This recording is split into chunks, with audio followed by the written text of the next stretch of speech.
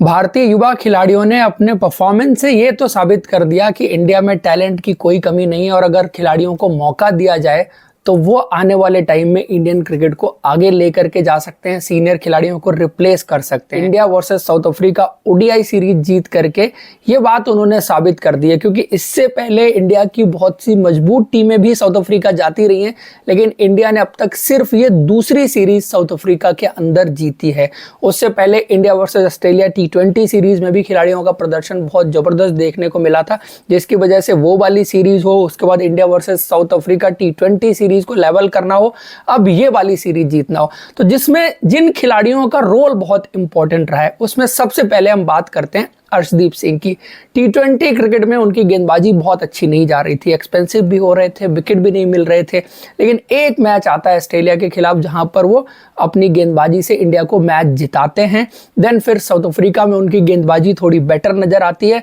और फिर जो वनडे सीरीज में उन्होंने किया, इसका इंतजार इंडियन क्रिकेट को बहुत वक्त से था कि अच्छा लेफ्ट आर्म फास्ट बॉलर जो गेंद को स्विंग कराने की काबिलियत रखता हो, पीछे की गेंद जिसकी तेज हो, बाउंसर भी बड़ा सटीक अर्शदीप सिंह से इस सीरीज में देखने को मिला है। इवन इससे पहले भी उन्होंने बाउंसर जब T20 वर्ल्ड कप में भी खेल रहे थे, वहां पर भी बहुत इफेक्टिव तरीके से इस्तेमाल करके दिखाया था। उन्होंने इस सीरीज में 3 मैचेस में 10 विकेट लिए हैं, 9.50 की एवरेज रही है, 16.20 का स्ट्राइक रेट रहा है, जिसमें एक 5 विकेट हॉल था, उसके बाद 1 विकेट मिलता है दूसरे ओडीआई में, तीसरे में 4 विकेट, और ये 4 विकेट ज्यादा बड़ी परफॉर्मेंस है क्योंकि पहले मैच का 5 विकेट हॉल वहां पर गेंदबाजों के लिए कंडीशंस थोड़ी सी आसान थी तो हर कोई विकेट ले रहा था, लेकिन ये जो तीसरे मैच में 4 विकेट अर्शदीप ने लिए हैं, ये एक गेंदबाजी करने का तरीका, गेंदबाजी का टेम्परामेंट, जैसे हम बल्लेबाजी के टेम्परामेंट की बात करते हैं ना, वैसे ही गेंदबाजी के भी टेम्परामेंट की बात है कि आपको लंबी गेम खेलनी पड़ती है, गेम को डीप लेके जाना होता है, टैक्टिक्स और स्ट्रेटेजी जो है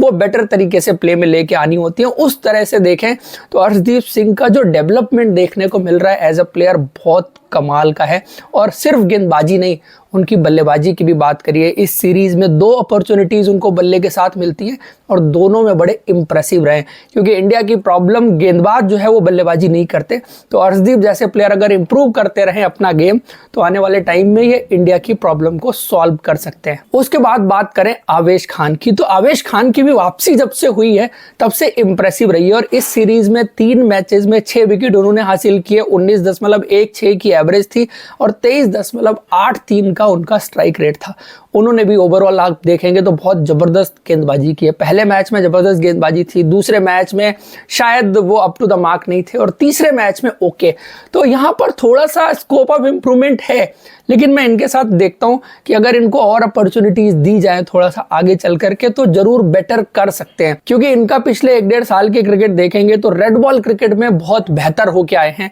इन्होंने रणजी ट्रॉफी में काफी ज्यादा विकेट लिए थे, उसके बाद से T20 क्रिकेट भी अच्छी गई है, तो जो पिछला वर्जन ऑफ आवेश खान था जिसमें काफी पिटाई इनकी हुई थी, T20 वर्ल्ड कप भी फिर नहीं जा पाए थे, और वो जो था वो सबसे कहीं आगे आए हैं, थोड़ा बेटर गेंदबाज ओवरऑल नजर आ रहे हैं इंडिया के पॉइंट ऑफ व्यू से। उसके बाद वाशिंगटन सुंदर को सिर्फ एक ही मैच खेलने को क्यों मिला, ये सबसे बड़ा सवाल रहेगा, क्योंकि एक मैच खेल करके उन्होंने 2 विकेट लिए, 19 की एवरेज थी और 30 का उनका स्ट्राइक रेट था, और जो गेंदबाजी उन्होंने की शायद गेम चेंजिंग थी, सीरीज चेंजिंग थी। उन्होंने जो माकरम को आउट किया और उसके बाद जो विकेट निकाला उससे गेम इंडिया के फेवर में टर्न हुआ, तो उनको भी और मौके मिलने चाहिए। जो ऑलराउंडर आप वनडे क्रिकेट में ढूंढ रहे हैं, जो गेंदबाजी भी बेहतर करता हो और बल्लेबाजी का पोटेंशियल हो, तो उस हिसाब से मुझे लगता है इस वक्त इंडियन क्रिकेट में जो स्पिनर सबसे आगे होना चाहिए वो वाशिंगटन सुंदर है। फ्यूचर के पॉइंट ऑफ व्यू से अगर देखें तो उनको और मौके दिए जाने की जरूरत है, और उनके साथ भी आप देखेंगे कि पिछले 6 महीने साल भर में गेंदबाजी एक अलग लेवल पर गई है। पहले वो भी अक्षर पटेल जैसे गेंदबाज आपको नजर आते थे, लेकिन अब शायद उनके गेम में ये बेहतरी देखने को मिली है कि आप उनका रिलीज पॉइंट देखिए, आप उनकी ओवरऑल गेंदबाजी देखिए, जिस तरह से चीजें उनके लिए जा रही हैं, तो एज ए ऑफ स्पिनर जो उनका डेवलपमेंट है ना वो बहुत कमाल का रहा है। तो स्किल वाइज अपने आप को उन्होंने जो डेवलप किया है वो मैं सबसे बड़ी हाईलाइट मानता हूं, और जब आप स्किल वाइज अपने आप को डेवलप करते हैं तो ये विकेट्स मिलना, परफॉर्मेंस होना, ये सब बाई प्रोडक्ट चीजें होती हैं। उसके बाद बात करें कुलदीप यादव की, तो इस सीरीज में उनका प्रदर्शन बहुत अच्छा नहीं देखने को मिला, क्योंकि सिर्फ 1 विकेट उनके खाते में है। पहले मैच में उनको ज्यादा गेंदबाजी करने का मौका मिला नहीं, क्योंकि सारे विकेट जो है वो तेज गेंदबाज लेके चले गए थे। दूसरे मैच में उनसे अच्छी गेंदबाजी नहीं हुई, लेकिन ओवरऑल सीरीज देखेंगे, T20 सीरीज जिस तरह से गई, 5 विकेट हॉल उन्होंने निकाला, तो अच्छी गेंदबाजी ऑल एंड ऑल रही। और इंडियन क्रिकेट में जो लेग स्पिनर अगले कुछ सालों तक रहने वाला है वो कुलदीप यादव ही है। उसके बाद बात करें अक्षर पटेल की, तो वो डिसअपॉइंटेड होंगे अपनी परफॉर्मेंस से, और शायद मैं भी डिसअपॉइंट हूं, क्योंकि उन्होंने ज्यादा बेहतर गेंदबाजी नहीं की। 1 विकेट उनके नाम है और 70 की एवरेज, 96 का स्ट्राइक रेट, ये एक्सेप्टेबल नंबर वनडे क्रिकेट में नहीं कहे जा सकते। और सिर्फ नंबर की बात नहीं है, जब सिलेक्शन भी हुआ था तब भी ये सवाल था कि अक्षर पटेल क्या वनडे क्रिकेट में होने चाहिए, और T20 क्रिकेट में जडेजा को सिलेक्ट किया गया, वनडे क्रिकेट में अक्षर को सिलेक्ट किया गया, जबकि ये आइडियली स्विच होना चाहिए। T20 क्रिकेट में अक्षर पटेल होने चाहिए और वनडे क्रिकेट में रविंद्र जडेजा होने चाहिए अलॉन्ग विद वाशिंगटन सुंदर। उसके बाद अगले खिलाड़ी की बात करें मुकेश कुमार, और ये मैचेस सीरीज खेलने के बाद वेस्ट इंडीज से लेके अब तक मुकेश कुमार के बारे में कुछ बातें मुझे लगता है कि सेलेक्टर्स को भी समझ में आ गई होंगी कि विकेट्स नहीं निकालते हैं। ये साउथ अफ्रीकन कंडीशंस में अगर मुकेश कुमार विकेट नहीं निकाल पा रहे हैं और 3 मैचेस में सिर्फ 1 विकेट लिया है, 148 की एवरेज है और 144 का स्ट्राइक रेट है, तो फिर इंडियन कंडीशंस में विकेट निकालना उनके लिए और मुश्किल चीज होने वाली है। तो वनडे क्रिकेट में या T20 क्रिकेट में मुकेश कुमार के लिए उतना स्कोप मुझे नजर नहीं आता, और जो शायद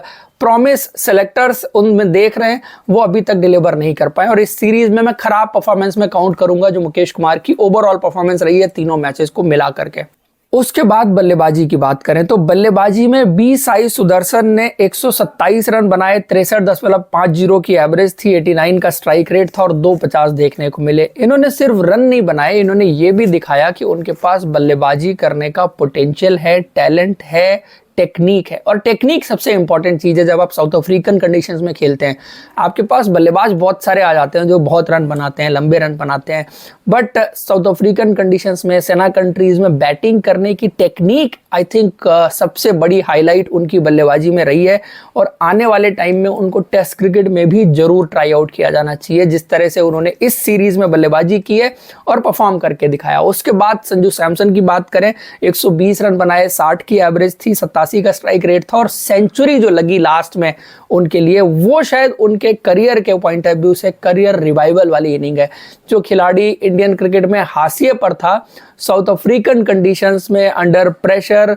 ड्यू सिचुएशन में, मतलब आपको उस टाइम पर चाहिए ही था कि कोई खिलाड़ी ऐसा प्रदर्शन करे तभी आप सीरीज जीत सकते हैं। तब उस वक्त पर जो संजू सैमसन से पारी आई है, मुझे लगता है इस पारी को बहुत हाईली आने वाले टाइम में भी रेट किया जाएगा और संजू सैमसन के करियर के रिवाइवल के लिए बहुत इंपॉर्टेंट पारी रहेगी। उसके बाद बात करें केएल राहुल की, तो केएल राहुल 2 मैचेस में उन्होंने बल्लेबाजी की है, ठीक ठाक परफॉर्मेंस इसको कहा जाएगा, लेकिन अब ठीक ठाक से सिर्फ काम नहीं चलेगा, थोड़ा सा एक्स्ट्राऑर्डिनरी परफॉर्मेंसेस की जरूरत केएल राहुल से है, क्योंकि अब वो सीनियर प्लेयर हो गए हैं, टीम के कप्तान भी हैं, मेन प्लेयर हैं, तो उनसे ये एक्सपेक्ट किया जाता है कि जिस तरह की पारी संजू सैमसन ने खेली उस तरह की पारी वो खेलते। इस सीरीज में उन्होंने सिर्फ 77 रन बनाए हैं, 38 की एवरेज है, 77 का स्ट्राइक रेट है, 150 उनके बल्ले से जरूर देखने को मिला, लेकिन जब मैटर करता था और टीम प्रेशर में थी तो अगेन केएल राहुल ने डिलीवर नहीं किया। उसके बाद बात करें तिलक वर्मा की, तो तिलक वर्मा के लिए ओवरऑल दौरा अच्छा नहीं गया, T20 सीरीज भी अच्छी नहीं गई थी, 63 रन उन्होंने ODI सीरीज में बनाए, 31 की एवरेज थी, 57 का स्ट्राइक रेट। ये क्वेश्चन मार्क रहेगा तिलक वर्मा के लिए कि जब अंडर प्रेशर थी टीम तो शुरू में जो ज्यादा डॉट बॉल खेलनी वो शायद कई बार बल्लेबाज को सेल में ले जाती है, टीम को ऐसी सिचुएशन में जाके फंसा सकती है जहां पर आपने तो टाइम ले लिया आपने लिए, लेकिन उसके बाद टीम फंस जाती है। खैर वो पारी अपनी जहां फिनिश कर पाए वो एक अच्छी पारी, एट द एंड ओके पारी कही जा सकती है, लेकिन इस दौरे पर अगर उनकी परफॉर्मेंस को जज करना हो तो वो खुद भी इस परफॉर्मेंस से बहुत सेटिस्फाइड नहीं होंगे। उसके बाद बात करें रिंकू सिंह की, और रिंकू सिंह के लिए दौरा बिल्कुल यादगार रहा। T20 सीरीज में उन्होंने जो अपना हाईएस्ट स्कोर बनाया, जो कैमियोज खेले, फिर वनडे क्रिकेट में जब मौका मिला तो वहां पर भी उन्होंने उसी तरह की परफॉर्मेंस करके दिखाई जो वो T20 क्रिकेट में करते रहे थे, IPL में करते रहे थे या डोमेस्टिक क्रिकेट में करते रहे थे। तो इंडिया के पॉइंट ऑफ व्यू से ये बहुत इंपॉर्टेंट चीज थी कि नंबर 6 का प्लेयर जो आपको चाहिए था वो उस तरह का प्लेयर मिलता हुआ दिख रहा है। अभी ऐसी एक्सेप्शनल परफॉर्मेंस नहीं है, लेकिन शुरुआती मैचेस में आप किसी खिलाड़ी से जिस तरह की परफॉर्मेंस उम्मीद करते हैं, जो इंटेंट आप देखना चाहते हैं, जो तरीका आप देखना चाहते हैं, वो रिंकू सिंह ने दिखाया है, क्योंकि 55 रन है, 27 की एवरेज है, 134 का स्ट्राइक रेट है, जो नंबर 6 पर सबसे इंपॉर्टेंट है। उसके बाद बात करें श्रेयस अय्यर की, तो एक ही मैच खेले, एक मैच में इंप्रेसिव थे, शॉर्ट पिच बॉलिंग को उन्होंने टेक ऑन किया और ओवरऑल बल्लेबाजी उनकी तरफ से काफी अच्छी देखने को मिली। और वैसे भी वो इंडियन क्रिकेट में आपके मेन बैटर्स में से एक आने वाले टाइम में भी जरूर रहने वाले हैं। देन फिर बात करें रजत पाटीदार, जिन्होंने डेब्यू किया इस सीरीज में, एक ही पारी है, 16 गेंदों पर 22 रन,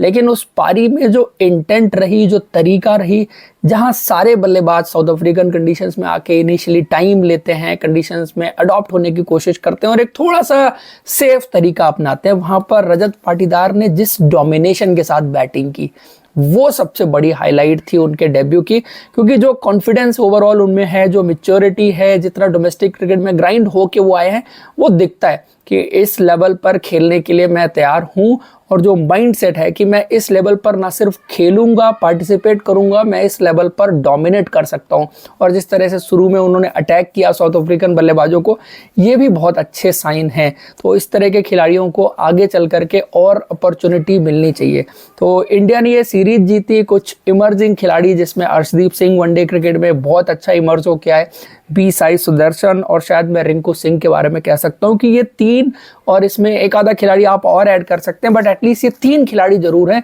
जो आपके आगे आने वाले टाइम में वनडे टीम का हिस्सा जरूर होने चाहिए। तो दोस्तों, ये था ओवरऑल वीडियो और सीरीज का रिव्यू। आपको पसंद आया तो लाइक और हमारे चैनल को सब्सक्राइब जरूर करें। Thank you.